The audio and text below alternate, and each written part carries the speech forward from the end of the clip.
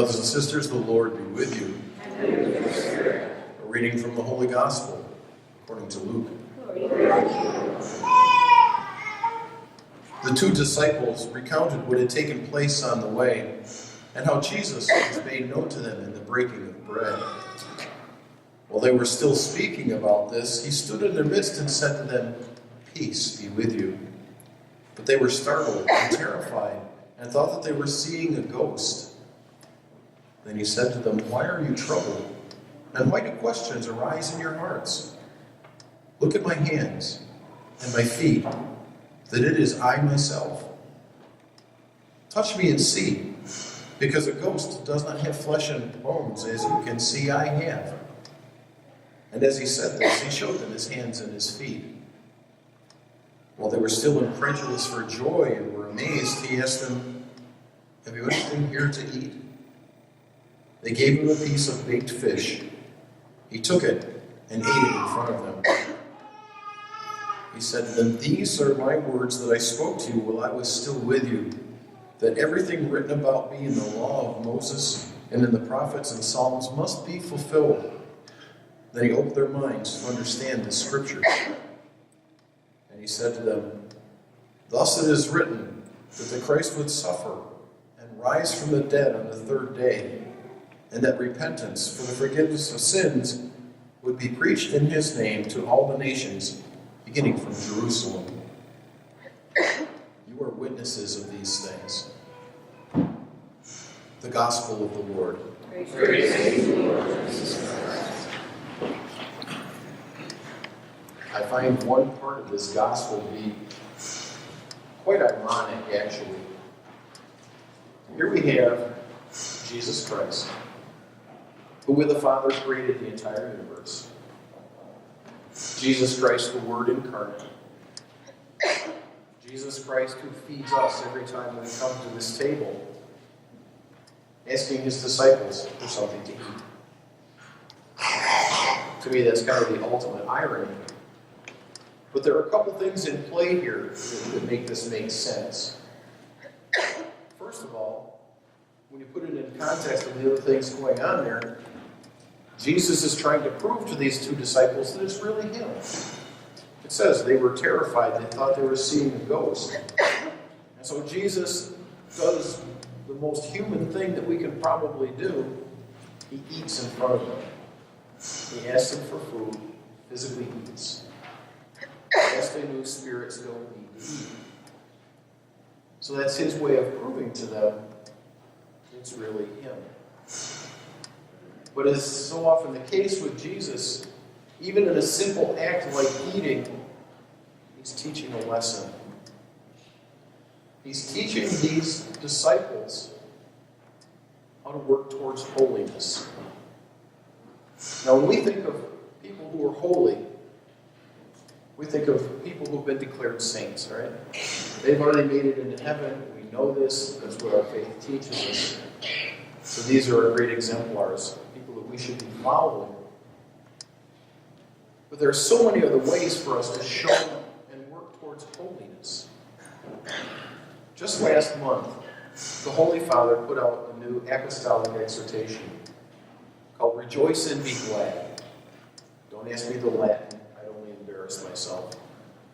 But those are the first words in the English translation. Rejoice and be glad. And in that document, he talks about ways that we can be holy, or we can become holy. And it's not big, grandiose things like curing disease or feeding all the world's hungry or eliminating war. That's beyond us. That's in God's realm to handle. But there's so many things that we can do on a daily basis to not only help build the kingdom, but to increase our own holiness. And he gives a great example. He asks his disciples for a piece of fish. How much more simple an act is that than to give someone who's hungry something to eat? But yet that's holiness at work. See, what Pope Francis does in this document is he takes the Beatitudes and he breaks them down and shows how by just living out the Beatitudes we become more holy. He does it in a very interesting way, too. He says, if you take each of those Beatitudes and you take out the word blessed and you put in the word holy, it makes just as much sense. For example, holy are the poor in spirit. Well, being poor in spirit means that we've detached ourselves from the trappings of this world. And it means that we understand that without God, first of all, we don't even exist. Let alone be able to do anything. We've put God first in our lives. That's a step toward holiness. Holy are the peacemakers.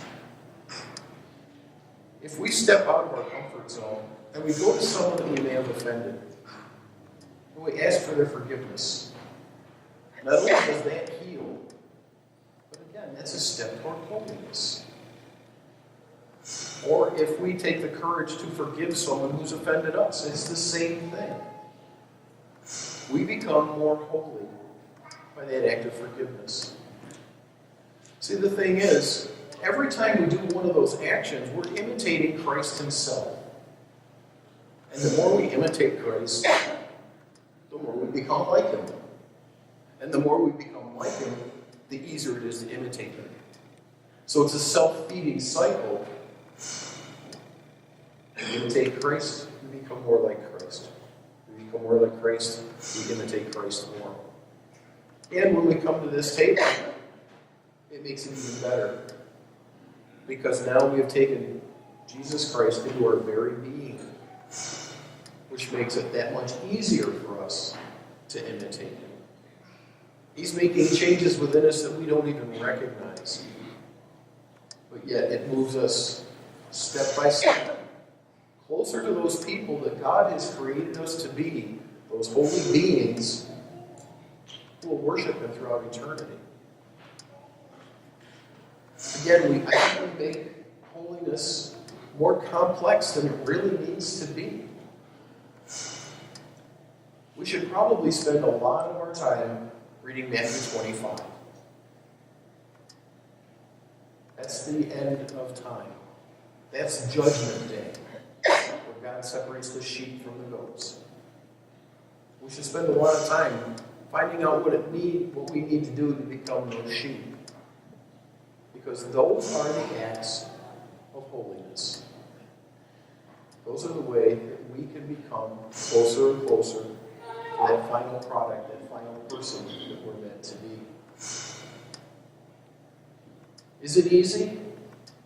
Not always. But is it beyond our capabilities? No, not at all. Especially when we remember who it is that we just need to turn to for help. Who we need to ask to make us holy. And that's our Lord and Savior, Jesus. So his act so many years ago with those disciples wasn't meant just for them. It was meant for us as well. Just a very simple statement that says, you too can be holy.